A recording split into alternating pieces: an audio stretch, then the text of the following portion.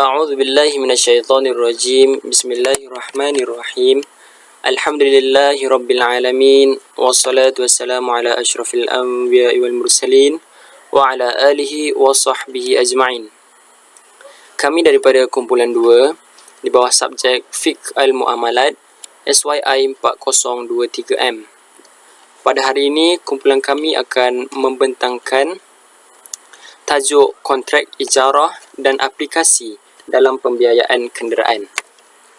Sebelum kita pergi lebih lanjut, saya ingin memperkenalkan ahli kumpulan saya. Yang pertama, saya sendiri iaitu Muhammad Arifatuddin bin Ahmad, bernombor matriks di 19312001.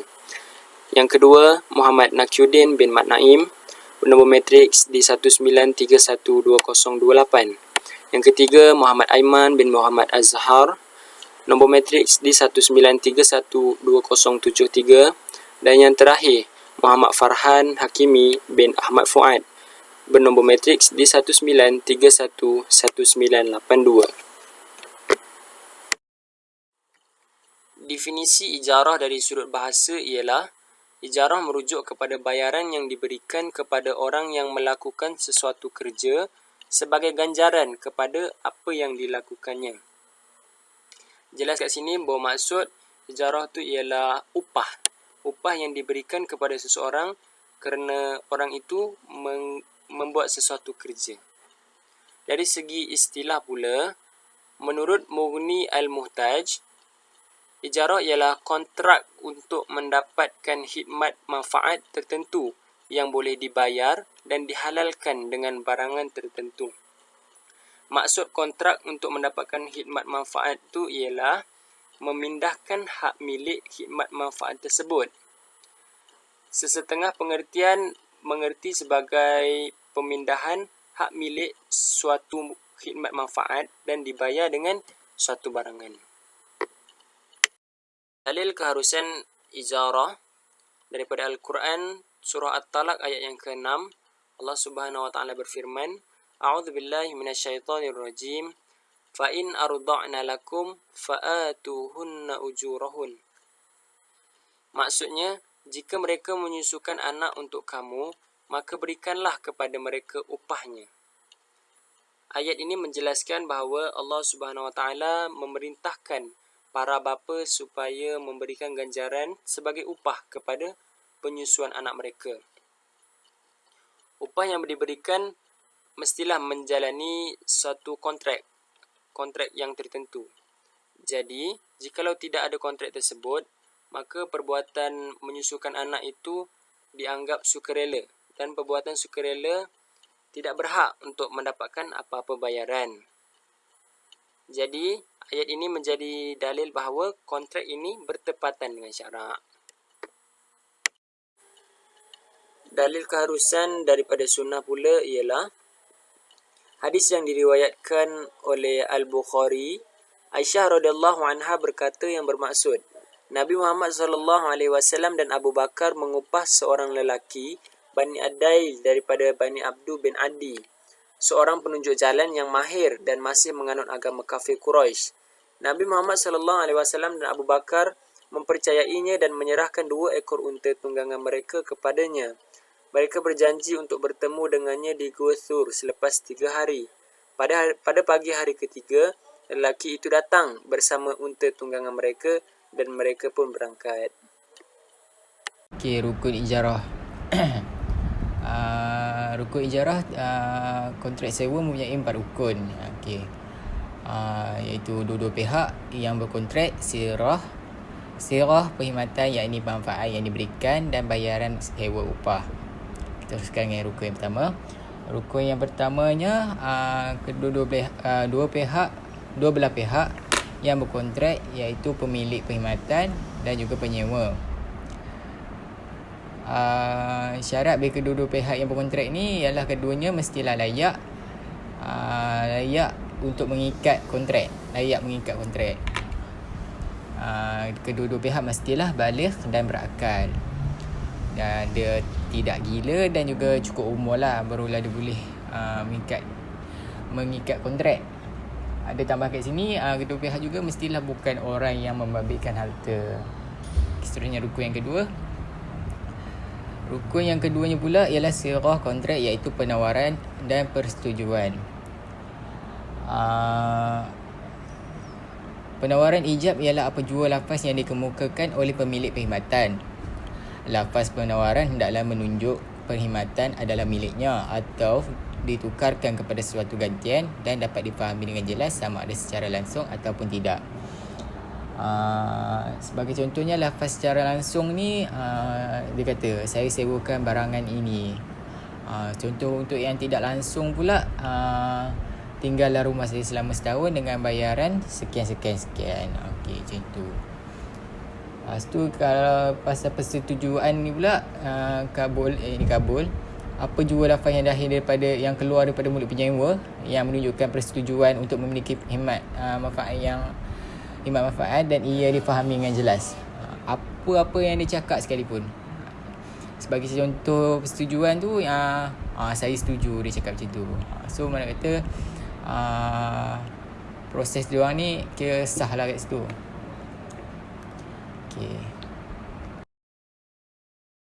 Okey, rukun yang ketiga, perkhidmatan manfaat dan beberapa syarat yang ditetapkan.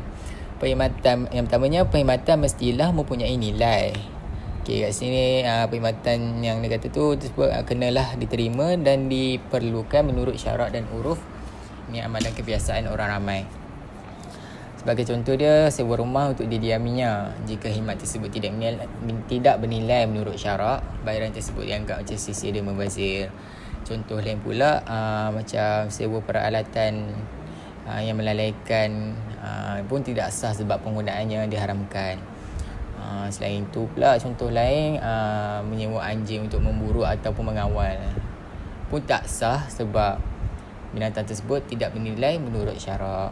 Dan contoh yang lain pula, mengupah seorang cakap tak berhenti walaupun niatnya sekadar untuk melariskan barangan ataupun memberikan keuntungan pun tak sah sama sekali. Okey. Seterusnya pula, pemilik perkhidmatan mestilah mampu menyerahkan perkhidmatan supaya penyewa boleh menggunakannya. Kalaulah kata pemilik tak mampu menyerahkan perkhidmatan secara fizikal ke syarak ke, maka penyewaan tu tidak sah lah. Contoh lain pula dalam hal ni, barang yang telah dirampas kita bagi ke orang pun tak sah. Contoh macam kita rampas motor budak ni, lepas tu kita pergi buat sewa, benda tu tak sah. Lepas tu kita sewakan kereta yang hilang pun tak sah. Lepas tu tanah pertanian tapi tak ada sumber air yang tetap pun tak sah. Semua ini tak sah sebabkan barangan ni tak boleh diserahkan secara fizikal. Okey, rukun yang keempat iaitu bayaran sewa atau upah. Dari syarat yang ditetapkan, bayaran sewa mestilah bayaran yang suci. Macam mana bayaran suci ni?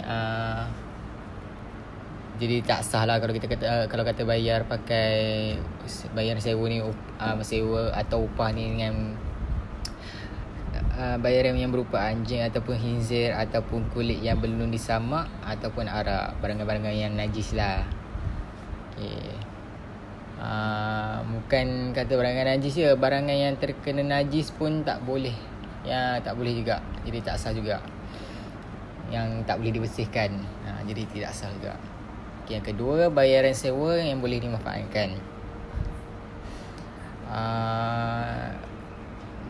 Tak sah kalau kita bayar, kalau kita berikan bayaran sewa atau upah dalam berbentuk sesuatu yang tidak boleh dimanfaatkan sebab dia tak bernilai kan. Sebagai contohnya, kita bayar pakai serangga lah, gandum lah, haiwan buas lah, tak boleh. Dia kena bayar dengan perkara yang boleh dimanfaatkan.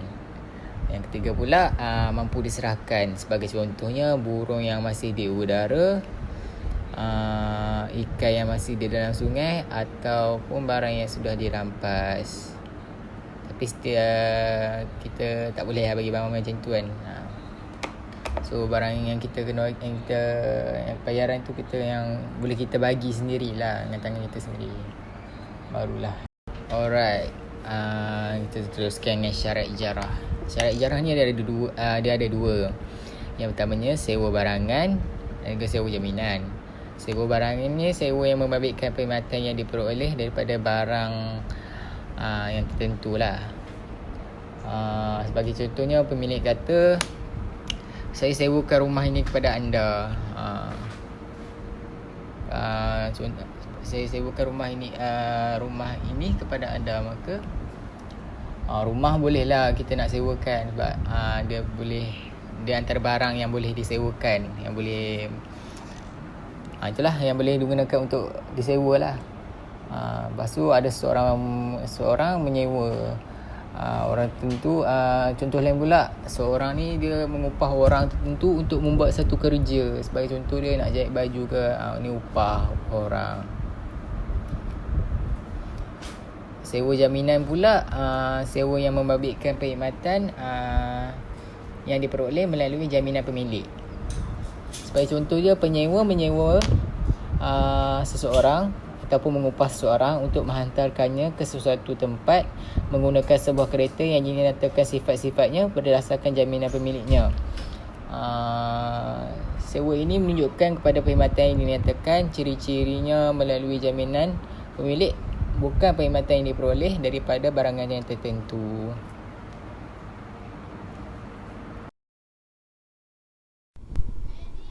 Assalamualaikum warahmatullahi ta'ala wabarakatuh. Nama saya Muhammad Aiman bin Muhammad Azhar. Saya di sini akan menjelaskan ataupun menguraikan tentang jenis-jenis ijarah. Seperti yang kita sudah tahu, ijarah merupakan sebuah sistem di mana seseorang memberi bayaran ataupun upah kepada seseorang untuk melakukan kerja, ataupun dia merupakan sebuah kontrak yang dilakukan untuk memperolehi manfaat yang tertentu yang boleh dibayar. Itu sama seperti yang telah diterangkan oleh rakan saya di topik definisi dan pengenalan ijarah tadi. So dekat sini kita boleh nampak ijarah ini dia mempunyai dua jenis, iaitu ijarah al-manafi' atau lebih dikenali dengan al-ain, dan yang kedua ijarah al-amal. Kita akan bincangkan kedua-dua ijarah ini. So kita pergi kepada ijarah yang pertama, iaitu ijarah al-manafi' atau al-ain. Ijarah ini merupakan ijarah yang objek akadnya ialah manfaat dari suatu benda. Ijarah ini juga lebih dikenali sebagai sewa menyewa. Okey, di sini kita boleh tahu dah, ijarah ini dia merupakan sewa menyewa. Dia bukan menyewa seseorang ataupun menyuruh seseorang, bukan. Ni dia menyewakan suatu objek ataupun benda kepada seseorang dan memperolehi manfaat daripadanya. Sewa menyewa ini dibolehkan atas dasar penyewa menggunakan barang yang disewa dengan sebaik mungkin tanpa merosakkannya dan memperolehi manfaat yang sesuai dengan keperluannya. Contohnya dekat sini, rumah untuk dijadikan tempat tinggal, gerai untuk berniaga dan sebagainya. Okey, kat sini kita tahu sewa menyewa ni kita boleh lakukannya dengan dasar orang yang menyewa barang itu tadi, dia menggunakan barang tersebut dengan sebaik mungkin tanpa merosakkannya ataupun mencacatkannya, dan dia berhak memperoleh manfaat yang sesuai dengan keperluannya. Okey, contoh dekat sini rumah untuk dijadikan tempat tinggal. Okey, saya bagi contoh lagi. Contoh, saya menyewakan sebuah rumah kepada seseorang. Jadi orang yang menyewa rumah saya tadi, dia berhak menggunakan rumah saya dengan sebaik mungkin, tetapi bukan dengan alasan dia membayar harga sewaan yang telah saya tetapkan dia berhak untuk merosakkan atau mencacatkan fizikal rumah atau barang-barang yang sedia ada. Tetapi dia perlu menjaga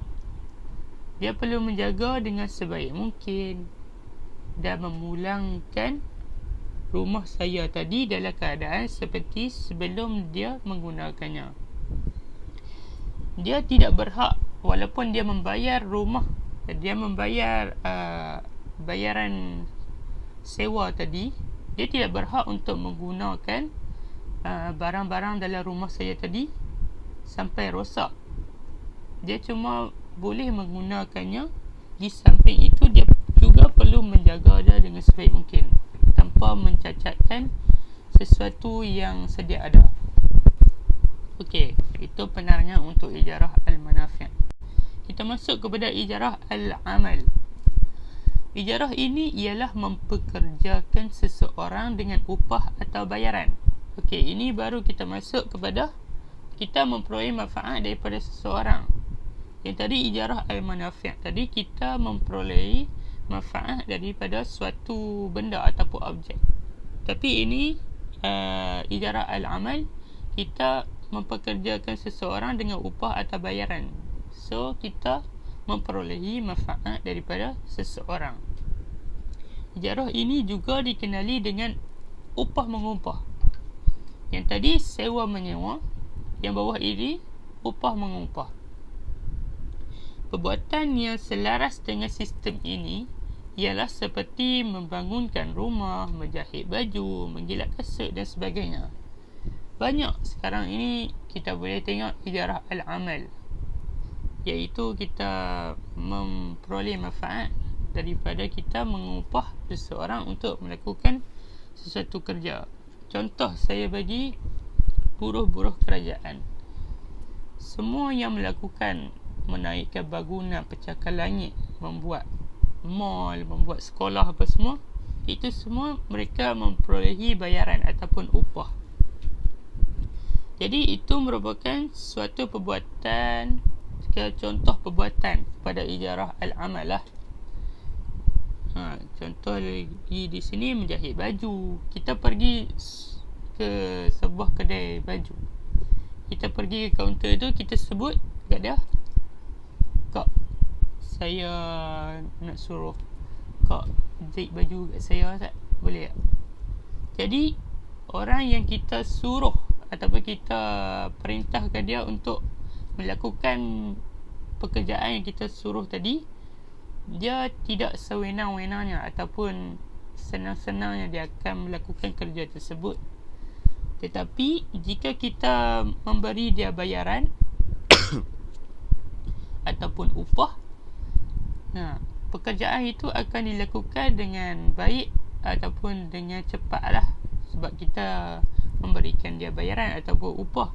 Tapi mungkin ada juga orang yang baik hati, dia akan lakukan lah, tetapi dia mengambil masa yang agak lama, sebab dia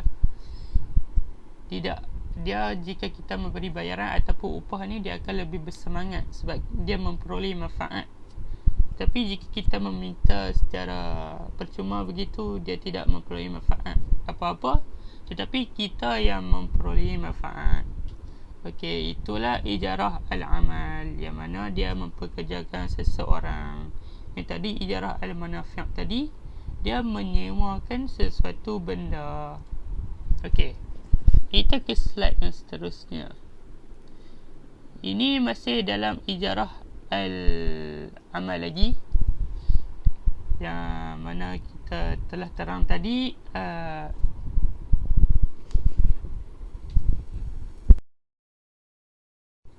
Okey, kita masuk ke slide yang seterusnya, iaitu masih lagi dalam bab ijarah al-amal, iaitu ijarah yang memperoleh manfaat daripada kita mengupah ataupun memperkerjakan seseorang untuk melakukan suatu kerja. Okey, seperti yang telah diterangkan oleh saya dalam ijarah al-amal, kita mengupah seseorang itu dia akan melakukan suatu kerja yang disuruh oleh kita, betul? Jadi orang tersebut dikenali sebagai mustajir ataupun tenaga kerja. Ialah kita menyuruh ataupun memerintahkan dia untuk melakukan pekerjaan yang kita suruh. So kat sini tenaga kita tidak keluar. Kita hanya membayar ataupun mengupah dia, dan tenaga dia yang keluar untuk melakukan kerja tersebut.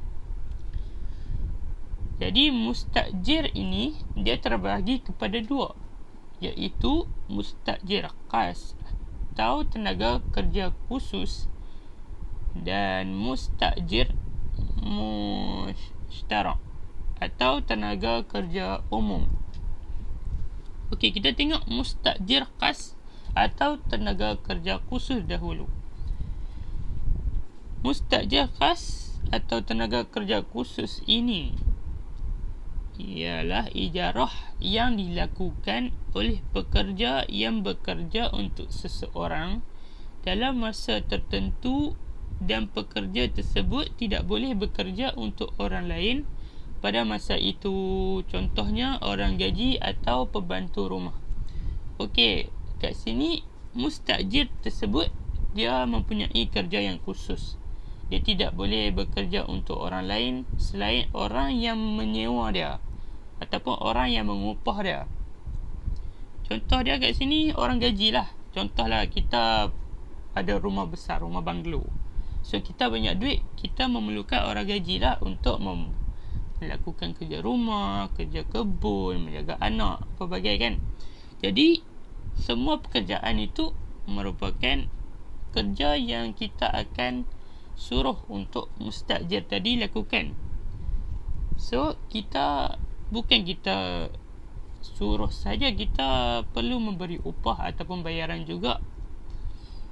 Jadi kita memberi bayaran dan upah tersebut, dia perlu melakukan pekerjaan untuk kita sahaja. Dia tidak boleh melakukan pekerjaan untuk orang lain dalam satu masa. Contohlah jiran kita. Jiran kita juga membayar dan mengupah orang gaji kita untuk melakukan kerja rumahnya dalam masa yang sama.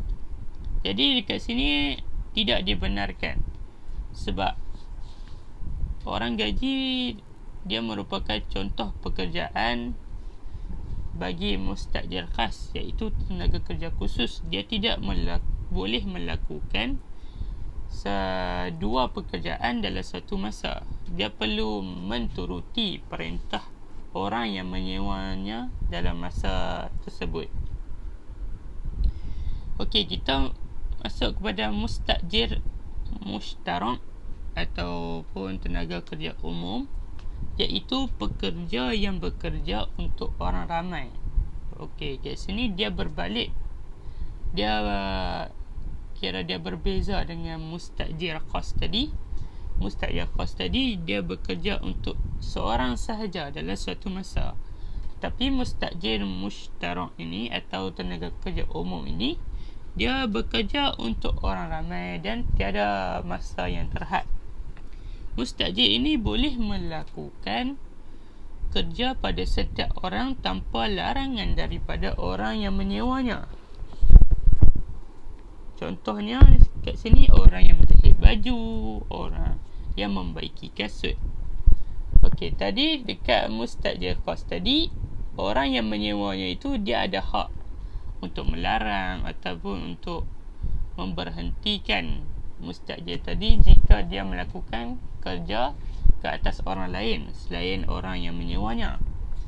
Tapi dekat mustajir mushtarak ini, dia boleh melakukan kerja pada setiap orang tanpa larangan daripada orang menyewanya. Kiranya berapa ramai pun orang yang ingin menyuruh dia melakukan kerja itu, boleh diterima olehnya dengan bayaran upah tanpa perlu dikongkong ataupun dilarang daripada penyewa-penyewa lain.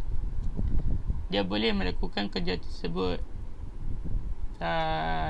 dengan sukarela lah. Kiranya orang datang bagi dia tolong jahitkan baju ini. Okey, dia terima dengan upah bagi.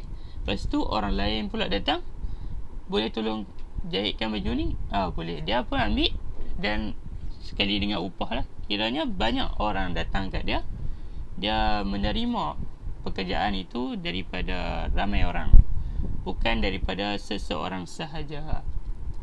Okey, itu saja daripada saya. Sekian, terima kasih. Okey, kita ke slide yang seterusnya, iaitu kita masuk pada bab yang baru, iaitu faktor yang menyebabkan ijarah itu terbatal dan berakhir, ataupun menyebabkan sesebuah kontrak itu terbatal dan berakhir lah.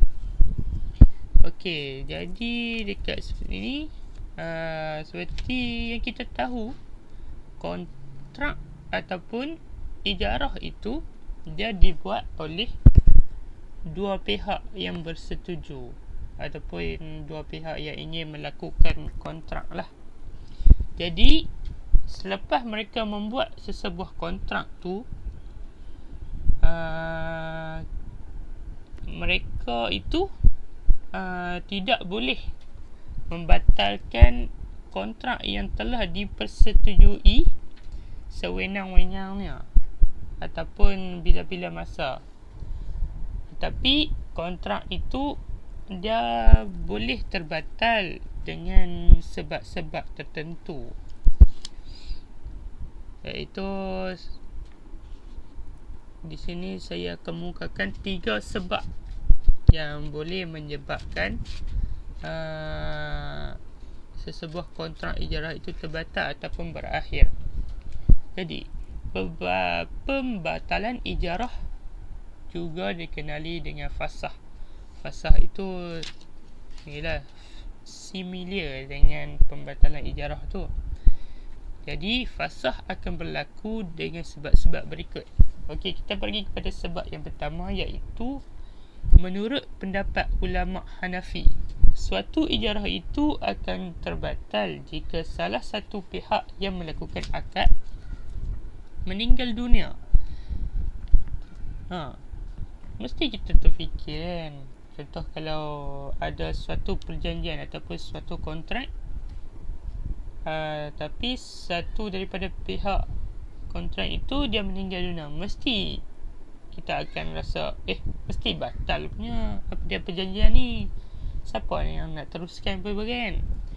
Okey, tetapi menurut pandangan jumhur ulama, jika salah satu pihak meninggal dunia, tidak berlakunya pembatalan ataupun fasah, tetapi waris kepada pihak yang meninggal harus meneruskan akad atau kontrak tersebut. So, jika salah satu daripada pihak ini meninggal, dia tidak membatalkan kontrak tersebut, sebab kontrak tersebut akan kekal sampai tempoh masa yang telah dijanjikan dalam akad tersebut. Jadi akad ataupun kontrak tersebut akan diteruskan oleh waris kepada pihak yang meninggal dunia. Okey, itu sebab yang pertama. Sebab yang kedua, barang yang disewakan hilang atau rosak sehingga ijarah tidak dapat diteruskan. Okey, kita bagi contoh dekat sini. Contoh yang tadilah, kita menyewakan sebuah kereta kepada seseorang. Jadi untuk kita menyewakan kereta tersebut, kita perlu memastikan kereta tersebut dalam keadaan baik, ada minyak, pintu tak rosak, cermin dalam keadaan baik, apa semua. Jadi jika kita menyewakan kereta tersebut kepada seseorang, tetapi didapati bahawa kereta tersebut rosak sebelum pengguna itu menggunakannya, maka secara automatik akad ijarah tersebut terbatal. Tetapi dia ada dua keadaan. Yang ini merupakan keadaan yang pertama. Yang keadaan kedua, jika kita mendapati kereta tersebut rosak selepas orang yang menyewa kereta tersebut menggunakannya, jadi di sini kita yang menyewakan kereta ini berhak mendapat setengah daripada bayaran sewa yang telah dipersetujui dalam akad ijarah. Jadi dia tidak rugilah kepada orang yang menyewakan kereta sebab dia telah memastikan kereta tersebut tidak rosak dan dalam keadaan baik sebelum disewakan kepada orang lain. Begitulah. Jadi itu merupakan sebab yang kedua. Jadi faktor yang terakhir ataupun sebab yang terakhir iaitu selesainya masa penyewaan. Okey, selesainya masa penyewaan. Sekiranya suatu akad ataupun kontrak ijarah dilakukan dan dalam perjanjian ataupun kontrak tersebut dia membabitkan tempoh penggunaan barang sewaan tu, semestinya lah nama pun ijarah, dia mesti menyewakan sesuatu. Contohnya menyewakan rumah, tetapi dalam akad ataupun kontrak ijarah kita tu, kita menyatakan kita menyewakan rumah itu untuk sebulan sahaja. Jadi sampai sebulan orang yang menyewa rumah tersebut perlu mengembalikan rumah tersebut kepada orang yang menyewanya. Tetapi sekiranya orang yang menyewa rumah tersebut gagal untuk mengembalikan rumah tersebut kepada penyewa, maka terbatallah akad ijarah yang dilakukan oleh mereka. Okey, itulah sebab-sebab yang boleh menyebabkan ijarah ataupun suatu akad itu terbatal. Okey, itu saja daripada saya. Sekian, terima kasih.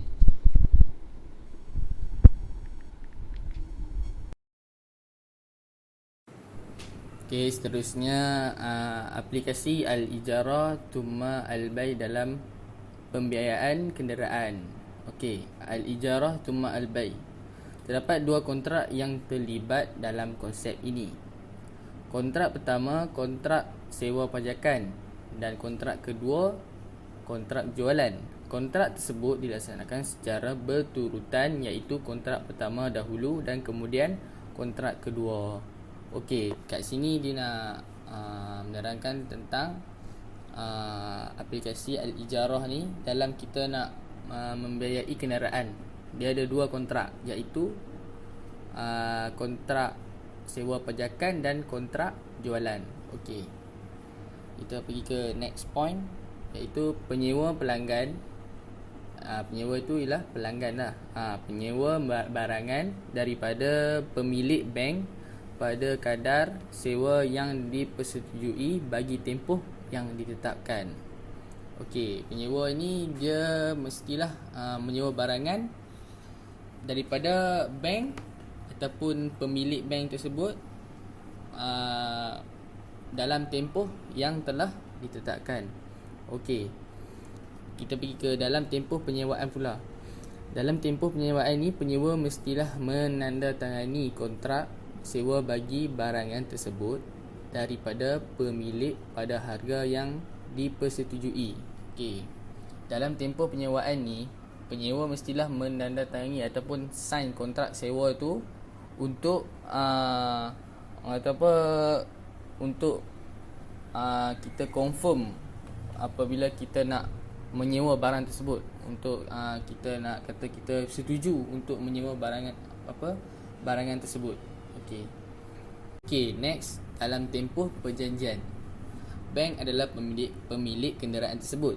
Selepas penjelasan bayaran sewa beli, kontrak jualan akan disempurnakan dan dengan itu memindahkan pemilikan kenderaan daripada bank kepada penyewa. Okey, ni dia nak menerangkan tentang dalam tempoh kita membuat perjanjian. Okey. Sekiranya pelanggan gagal melaksanakan obligasi beliau untuk menjelaskan bayaran sewa atau melaksanakan selain daripada terma-terma dan syarat-syarat yang dinyatakan dalam perjanjian tersebut, bank mempunyai hak untuk mengambil tindakan munasabah untuk mengurangkan kerugiannya. Okey. Di sini dia nak menerangkan tentang sekiranya pelanggan ataupun kita punya customer tu kan gagal untuk melaksanakan atau menyempurnakan syarat-syarat yang telah ditetapkan oleh pihak bank, maka bank ada hak untuk mengurangkan kerugiannya ataupun kerugian pelanggan ataupun customer tersebut. Okey, kita pergi ke slide seterusnya, iaitu kemudahan sewa beli kenderaan. Okey, kemudahan sewa beli kenderaan ni dia di bawah under tajuk aplikasi Al-Ijarah juga. Okey, kita tengok poin pertama. Sewa beli merupakan kemudahan perbankan bagi pembiayaan kenderaan dan telah digunakan secara meluas di Malaysia. Okey, sewa beli kenderaan ni dia kemudahan yang telah ditetapkan oleh kerajaan kita untuk membiayai sesebuah kenderaan. Okey, ia terdiri daripada perjanjian penyewaan barangan dengan option untuk membeli dan perjanjian bagi pembelian barangan secara ansuran. Kemudahan ini ditadbir di bawah Akta Sewa Beli 1967 di mana ia menggariskan peraturan asas dan prinsip produk ataupun kenderaan. Ia juga menetapkan hak penyewa serta pemilik.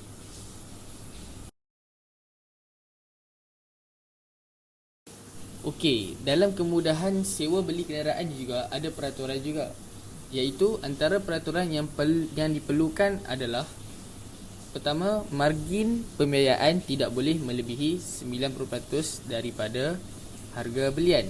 Kedua, takaful ataupun insurans motor mestilah diperoleh bagi 12 bulan pertama dan diisytiharkan dalam perjanjian sewa beli. Ketiga, penyampaian notis di bawah akta. Okey, sekiranya kegagalan dalam mematuhi peraturan boleh menyebabkan perjanjian tidak boleh dikuatkuasakan dan bank ataupun pemilik dikira melakukan kesalahan di bawah akta.